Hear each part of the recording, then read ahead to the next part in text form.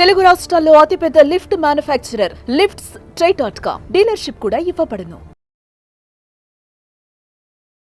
నమస్తే ఉమాదేవరకొండ గారు. నమస్తే అమ్మా. తులారాశిలో పుట్టిన మగవారికి అసలు ఏ విధంగా ఉంటుంది అంటారు? వీళ్ళ గుణగణాలు ఏంటి? ఎస్పెషల్లీ నూతన సంవత్సరం రాగానే పోయిన సంవత్సరం మీదట ఈ సంవత్సరం ఫలితాలు ఏ విధంగా ఉండబోతున్నాయి అడుగుతూ ఉంటుంటారు. సో వీళ్ళకి ఏ విధంగా ఉండబోతుంది? తులారాశి వాళ్ళకి అబ్బాయిలందరికీ కూడా ఒక శుభవార్త అండి. అది ఏంటో లాస్ట్ సస్పెన్స్ చెప్తాను. ఎందుకంటే పాపం వాళ్ళు ఇప్పటిదాకా కష్టపడి పడి పడి ఒంటరి పోరాటం చేసి గుర్తింపు లేక ఒక సక్సెస్ లేక డబ్బులు నిలబడక ఎన్నో కష్టాలు పడ్డారు.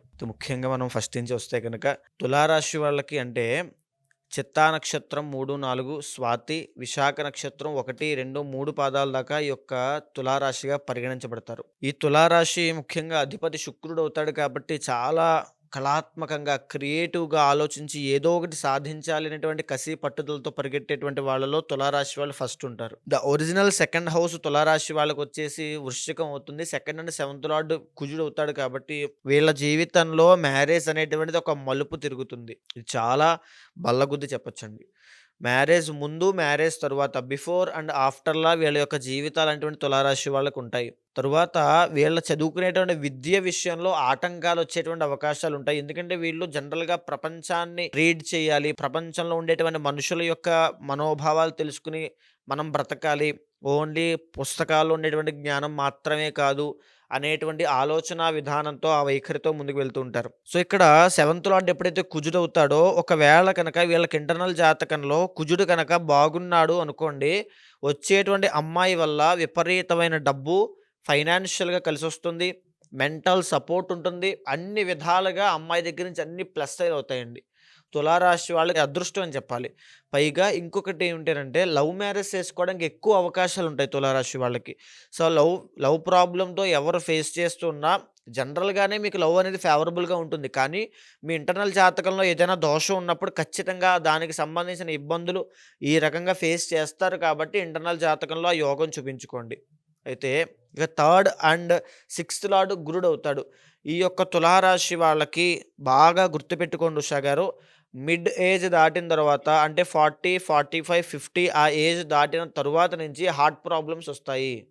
ఖచ్చితంగా కొలెస్ట్రాల్ సంబంధించిన ఇబ్బందులు వస్తాయి, ఫ్యాటీ లివర్ సంబంధించి ఇబ్బంది పడతారు, డయాబెటీస్ వల్ల ఇబ్బంది పడతారు, కిడ్నీలో స్టోన్స్ వల్ల ఇబ్బంది పడతారు, గాల్ బ్లాడర్ స్టోన్స్ వల్ల ఇబ్బంది పడతారు, యూరినరీ ట్రాక్ ఇన్ఫెక్షన్స్ వస్తాయి. ఇవన్నీ కూడా మిడ్ ఏజ్ దాటిన తర్వాత వచ్చే అవకాశాలు చాలా ఎక్కువ ఉంటాయి.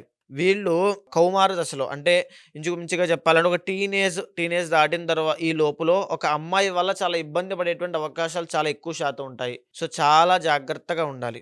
ఆడవాళ్ళ వల్ల ఇబ్బంది పడేటువంటి యోగం ఉంటుంది, ఖచ్చితంగా జాగ్రత్తగా ఉండాలి.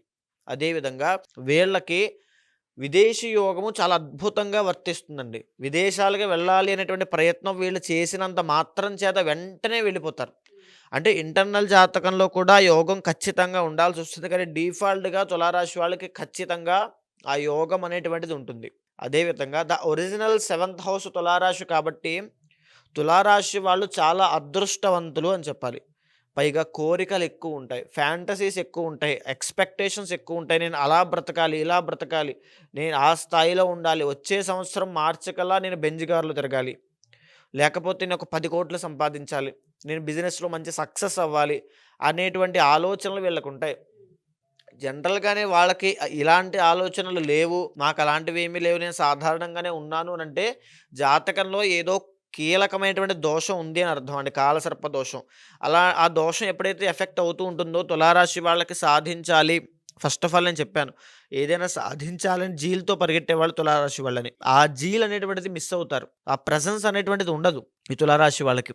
ఇకపోతే దశమ స్థానము తులారాశి వాళ్ళకి చంద్రుడు అవుతాడు కాబట్టి జనరల్గానే సర్వీస్ సెక్టార్లో వీళ్ళు రాణించగలిగే అవకాశాలు ఎక్కువ ఉంటాయి. ఐఏఎస్ చదివినా, ఐపీఎస్ చదివినా, లేకపోతే పొలిటీషియన్స్గా వెళ్ళినా, లేకపోతే ఒక ఆర్గనైజేషన్స్, లేకపోతే డైరీ ఫార్మ్స్, లేకపోతే పాల వ్యాపారములు, ద్రవ పదార్థములు, ఆక్వా బిజినెస్లు, చేపల చెరువులు, వ్యవసాయం, ఐస్ క్రీమ్ సంబంధించినటువంటి షాప్స్, ఫ్రాంచైజీలు, చాక్లెట్ బిజినెస్లు, హోటల్స్ అవ్వచ్చు, చిన్న చిన్న వ్యాపారాల దగ్గర నుంచి పెద్ద పెద్ద hotels, restaurants, bars, wine shops. బాగా గుర్తుపెట్టుకోండి, తులారాశి వాళ్ళకి చాలా అద్భుతంగా రాణిస్తాయి. షాపింగ్ మాల్స్, పెద్ద పెద్ద కాంప్లెక్స్లు, పెద్ద పెద్ద ఈ బార్స్ అండి. Wine shops, bars, restaurants, hotel అన్ని దాంట్లో ఉంటాయి. నోవోటెల్ ఎగ్జాంపుల్ మనం తీసుకున్నాం అనుకోండి. అలాంటి పెద్ద పెద్దవి వీళ్ళు కనుక చేయగలిగితే చాలా అద్భుతంగా రాణించగలుగుతారు. ఇంకా చెప్పాలంటే నర్సింగ్ అవ్వచ్చు. చంద్రుడు కాబట్టి వ్యవసాయదారుల కింద ఆర్గానిక్ పంటలు పండించేవాళ్ళు, కూరగాయల వ్యాపారం చేసేవాళ్ళు ఇవన్నీ కూడా వీళ్ళ వృత్తుల్లోకే వస్తాయి. వీళ్ళు ఆ వృత్తులు సెలెక్ట్ చేసుకుంటే చాలా అద్భుతంగా రాణిస్తారు. అయితే వీళ్ళకుండేటువంటి ఇంకో గొప్ప విషయం చెప్పనా అండి? భాగ్యస్థానం ఎప్పుడైతే రూల్డ్ బై మెర్క్యూరీ అవుతుందో వీళ్ళు 2, 3 రకాలుగా డబ్బు సంపాదించడానికి అవకాశాలు ఎక్కువుంటాయి.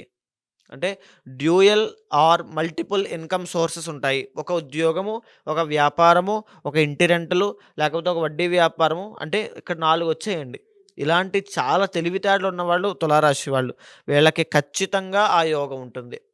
పెద్ద పెద్ద పలుకుబడినటువంటి వ్యక్తులతో పరిచయాలు ఏర్పడతాయి పొలిటికల్‌గా. ఆ రాజకీయ నాయకులతో, లేకపోతే పెద్దవాళ్ళతో, పరపతి ఉన్న వాళ్ళతో, పేరున్న వాళ్ళతో వాళ్ళ యొక్క పరిచయాల వల్ల, వాళ్ళ యొక్క సహకారం వల్ల జీవితంలో చాలా లబ్ధి పొందుతారు. ఒక కాంట్రాక్ట్‌లు అవ్వచ్చు, ఆర్థికమైనటువంటి సపోర్ట్ అవ్వచ్చు, మాట సహాయం అవ్వచ్చు, చాలా లబ్ధి పొందుతారు. వీళ్ళకి ఒక బ్యాక్ ఎండ్ సపోర్ట్ ఉంది అనంటే అది వెనకాల ఉండేటువంటి పై పై పెద్దవాళ్ళు అని చెప్పొచ్చండి. సో, ఇక్కడ మీ జాతకంలో 11th హౌస్ చాలా స్ట్రాంగ్‌గా ఉండాలి. 11th హౌస్ స్ట్రాంగ్‌గా ఉందంటే మీ ఫ్యామిలీ ఎమోషన్స్ చాలా బలంగా ఉంటాయి. లేకపోతే మీరు మీ ఫ్యామిలీని ఎంత బాగా చూసుకుంటారు, ఏ రేంజ్‌లో మీ ఫ్యామిలీ యొక్క పేరుని మీరు తీసుకెళ్ళగలుగుతారని తెలుస్తుంది. అండ్ 11th హౌస్ వీక్‌గా ఉంది అంటే కాస్త ఇబ్బంది పడతారని కూడా అర్థము. సో, ఇక్కడ ఎప్పుడైతే తులారాశి వాళ్ళకి ముఖ్యంగా అష్టమ స్థానం శుక్రుడు అవుతాడో జాగ్రత్తగా ఉండాల్సింది ఆడవాళ్ళ గురించి అని చెప్పాను కదండీ! అదే విధంగా తులారాశి వాళ్ళు కాస్త సెక్సువల్ ప్రాబ్లమ్స్ కూడా వచ్చే అవకాశాలుంటాయి. ఫెర్టిలిటీ ప్రాబ్లమ్స్, స్పెర్మ్ కౌంట్ సంబంధించినటువంటి ఇబ్బందులు, ఇంకా మగవాళ్ళకి సంబంధించిన ఇబ్బందులన్నీ కూడా ఈ తులారాశి వాళ్ళకి వచ్చే అవకాశాలు చాలా ఎక్కువ శాతం ఉంటాయి. ఆడవాళ్ళ వల్ల మోసపోయే అవకాశాలుంటాయి. అయితే ఇప్పుడు ఈ సంవత్సరం 2025 ఎలా ఉండబోతోంది? వృత్తి విషయాల్లో, వ్యాపారం విషయాల్లో ఆర్థికంగా కాస్త ఉపశమనం కలిగే అవకాశం ఉంటుంది. మేజర్‌గా ఒక విషయం చెప్తానండి మీ అందరికీ కూడా తులారాశి వాళ్ళకి. మే 15వ తారీఖు తరువాత ఒక గొప్ప స్థాయికి వెళ్ళబోతున్నారు. ఓకే. డబ్బు ఎలా వస్తుందో అదృష్టంలాగా ఒక రాజయోగం పట్టినట్టుగా డబ్బొచ్చి పడుతుంది. ఇప్పటిదాకా మీరు పోగొట్టుకున్న పరువు, మీ పేరు, మీ డబ్బు ప్రతీది కూడా మళ్ళీ మీ గౌరవము ప్రతీది కూడా తిరిగి మళ్ళీ వెనక్కి వస్తాయి. పునర్వైభవాన్ని మళ్ళీ చూడబోతున్నారు. ఆస్తులు కొనే అవకాశం ఉంది. వస్తువులు కొనే అవకాశం ఉంది. వాహనాలు కొనే అవకాశం ఉంది. గృహ నిర్మాణాలు చేసే అవకాశం ఉంది. పెళ్ళిళ్ళు చేసుకునే అవకాశం ఉంది. సంతానయోగం చేసుకునే అవకాశం ఉంది. ఇంట్లో శుభకార్యాలు చేసుకునే అవకాశం ఉంది. విందు వినోద కార్యక్రమాలకు వెళ్ళే అవకాశం ఉంది. ఆధ్యాత్మికంగా దాన ధర్మాలు చేసేటువంటి అవకాశం ఉంది. ఈ 9 అంశాలలో తులారాశి వాళ్ళు చాలా అద్భుతంగా రాణించగలుగుతున్నారు. మే దగ్గర నుంచి అక్టోబర్ దాకా 5 నెలలు. 5 నెలలు. ఈ అక్టోబర్ తరువాత నుంచి కూడా అద్భుతంగా ఉంటుంది. అది సెపరేట్ అండి. అది వృత్తిరీత్యా సెటిల్మెంట్ అవ్వలేదు. డబ్బు ఉంది కానీ ఇంకా పర్మనెంట్ అవ్వట్లేదు నా జాబ్ అనుకునే వాళ్ళకి ఈ యొక్క అక్టోబర్ నుంచి డిసెంబర్ లోపు సెటిల్మెంట్ అయిపోతుంది. ఓకే. అయితే ఎప్పుడైతే ఈ 2025 మే తరువాత నుంచి వీళ్ళకి ఆ రాజయోగం పట్టబోతోందో ఇంటర్నల్ జాతకంలో కూడా అతి బలాలు చూసుకోవాలి. అంటే పాజిటివ్, నెగెటివ్స్ కూడా చూసుకోవాలి. ప్రోస్ అండ్ కాన్స్ కూడా. ఖచ్చితంగా వాళ్ళకి ఇంటర్నల్ జాతకంలో బలం లేదు అనుకోండి, ఇప్పుడు పట్టేటువంటి రాజయోగం అంత ఎఫెక్టివ్‌గా పనిచేయకపోవచ్చు. మేబీ వాళ్ళు ఒక రూ. 10 సంపాదించేది రూపాయితోనే ఆగిపోవచ్చు. వాళ్ళ అప్పులు అంతలా తీరకపోవచ్చు. వాళ్ళు ఎప్పటిలాగే ఇంట్లో ఫోన్ చూసుకుంటూ అలాగే ఉండిపోవచ్చు. సో, వాళ్ళకి ఆ మార్పులు రావాలి అంటే ఇంటర్నల్ జాతకంలో ఉండేటువంటి రాజయోగాల్ని యాక్టివేట్ చేయాలి. ఎయిదర్ మంత్ర జపంతోనో, పూజతోనో, పరిహారంతోనో, జపంతోనో, హోమంతోనో, భగవద్ ఆరాధనతోనో యాక్టివేట్ చేయాలి. సో, అలా యాక్టివేట్ చేయాలంటే ఇంటర్నల్ జాతకంలో ఏ దశ అంతర్దశలు నడుస్తున్నాయో చూసి గమనించి ఆ తర్వాత దానికి తగిన పరిహారం ఆచరిస్తే 2025 మొత్తం కూడా వృషభ రాశి తర్వాత అత్యధికంగా అత్యున్నత శిఖరానికి వెళ్ళేటువంటి స్థాయి తులారాశికి మాత్రమే ఉంది. సో, మే నుంచి అక్టోబర్ వరకు చాలా బాగుందని చెప్పొచ్చు. అన్ని విషయాల్లోనూ వీళ్ళకి కలిసొచ్చే అంశాలు చాలా ఎక్కువగా ఉన్నాయి. సో, అంతర్గత జాతకాన్ని బట్టి వీళ్ళకు ఏ దోషాలున్నాయి, ఏ కలయికల వల్ల కలిసొచ్చే అంశాలున్నాయని మనం డీటెయిలింగ్‌గా చెప్పొచ్చు అంటారు.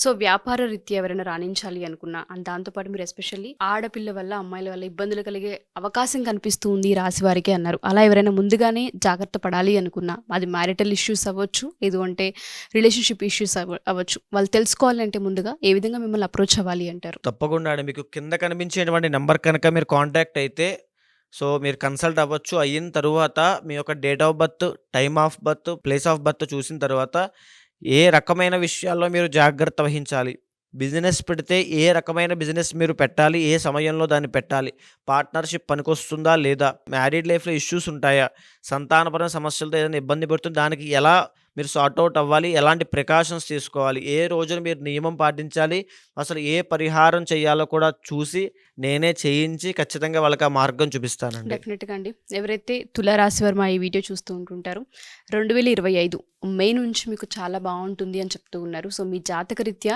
ఏ ఏ విషయాలలో కలిసి వచ్చే అవకాశాలు ఉంటూ ఉంటాయి, అండ్ దాంతోపాటు ఏ ఏ కలయికల వల్ల దోషాలు ఏర్పడుతూ ఉన్నాయన్న వాటిపైన మీరు అవగాహన తెచ్చుకోవాలి అనుకున్నా, లేదా పరిహారం చూపించుకోవాలి అనుకున్నా, జాతకం చూపించుకోవాలి అనుకున్నా, కింద స్క్రోల్ అవుతున్న కాంటాక్ట్ నెంబర్ని కాంటాక్ట్ చేయొచ్చు. థ్యాంక్ యూ ఉమా గారు, thank you so much. Thank you అమ్మా.